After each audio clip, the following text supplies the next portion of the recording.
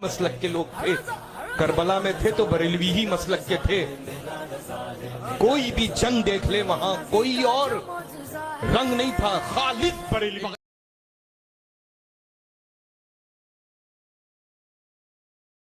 لائے ہوئے پیر کا ایک ویڈیو دیکھا اور سنا، وہ فرما رہے ہیں کربلا میں جتنے لوگ تھے سب بریلوی مسلک کے لوگ تھے۔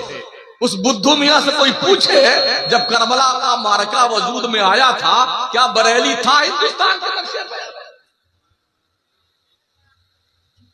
گلزار ملت نے اگر یہ جملہ بولا تھا تو مولوی شمس الدین مکرانوی کی شرعی اخلاقی ذمہ داری بنتی تھی کہ وہ براہ راست ان سے اس مسئلے کی، اس بات کی مراد معلوم کر لیتے، اور اگر اتنا نہیں کر سکتے تھے تو خود کو مفتی کہلواتے ہیں، تو ان کو چاہیے تھا کہ اس پر جو حکم شرع ہے وہ حکم شرع بیان کرتے۔ چونکہ ہم بہت سارے فنون پڑھتے ہیں لیکن آخر میں آ کر کے عند الشرع جو حکم ہوتا ہے اسی کا اعتبار ہوتا ہے۔ آیا ان کا یہ جملہ شریعت کی نظر میں ناجائز ہے، حرام ہے، گمراہی ہے، بد مذہبی ہے، کفر کلامی ہے، کفر فقہی ہے؟ کس زمرے میں آتا ہے؟ شمس الدین صاحب کو چاہیے تھا کہ وہ حکم شرع بیان کر کے ان سے مطالبہ رجوع یا توبہ کرتے، لیکن آپ نے اس روش سے ہٹ کر گالی گلوچ کا دفتر کھول دیا جو آپ کی پرانی عادت ہے۔ میں آپ سے سوال کرنا چاہتا ہوں، اب جو آپ نے بولا ہے وہ آپ کی اپنی رائے جس سے اہل سنت والجماعت کا کوئی فرد متفق نہیں ہے۔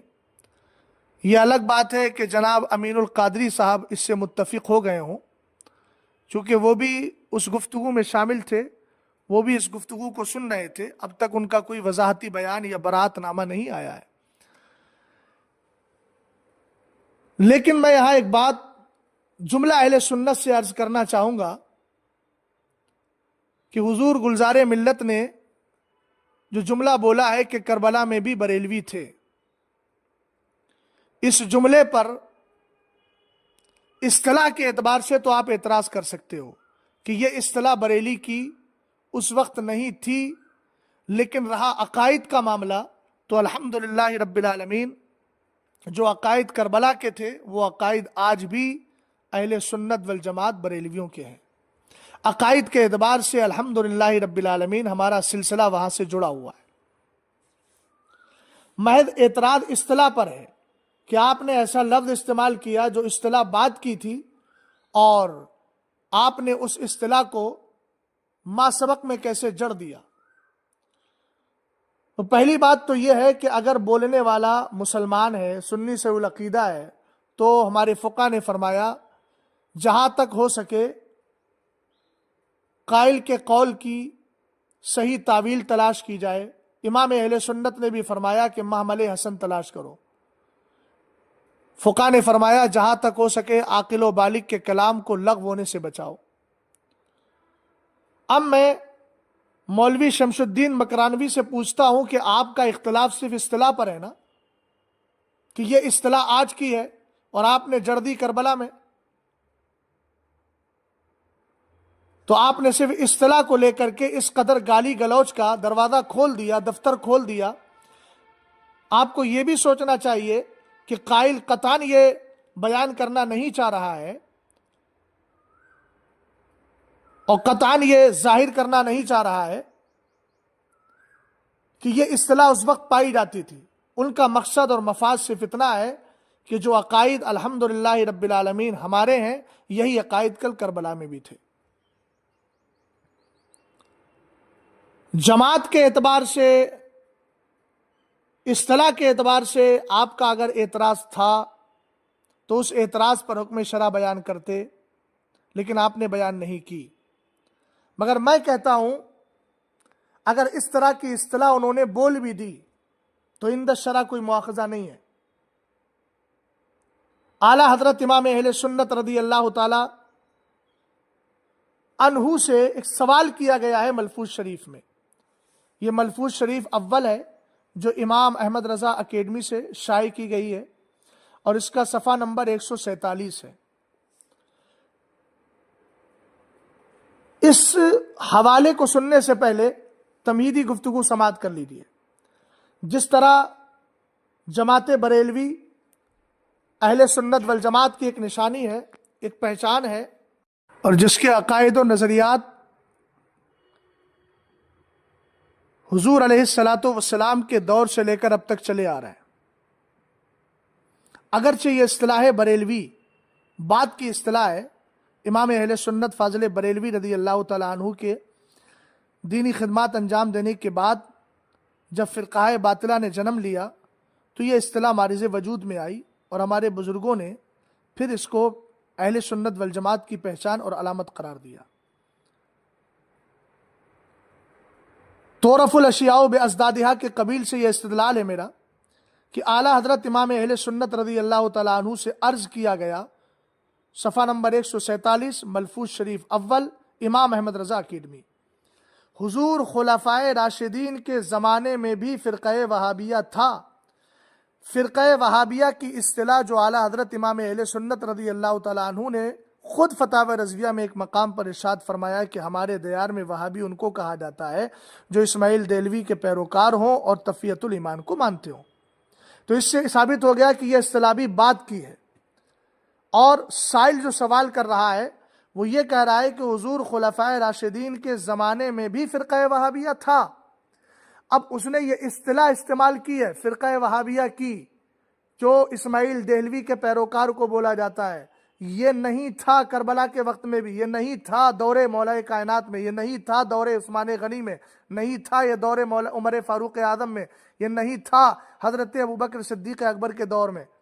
تو اعلیٰ حضرت امام اہل سنت رضی اللہ تعالیٰ عنہ کو چاہیے تھا کہ اس سائل کے سوال کا رد کرتے، مگر امام اہل سنت فاضل بریلوی رضی اللہ تعالیٰ عنہ نے سمجھ لیا کہ قائل جو سائل ہے وہ فرقہ وہابیہ بول کر یہ اصطلاحی لفظ مراد نہیں لے رہا ہے، بلکہ وہ عقائد و نظریات ہی مراد لے رہا ہے۔ تو امام اہل سنت رضی اللہ تعالیٰ عنہ نے فرمایا ارشاد میں، ہاں یہی وہ فرقہ ہے جسے عبداللہ ابن عباس رضی اللہ تعالی عنہما نے امیر المومنین حضرت علی کرم اللہ وجہ الکریم سے فہمائش کی اجازت چاہی تھی، اور بحکم امیر المومنین تشریف لے گئے اور ان سے پوچھا کیا بات امیر المومنین کی تم کو ناپسند آئی۔ پورا واقعہ جنگ صفین کا پوری تفصیل امام اہل سنت رضی اللہ تعالی عنہ نے ذکر فرمائی ہے۔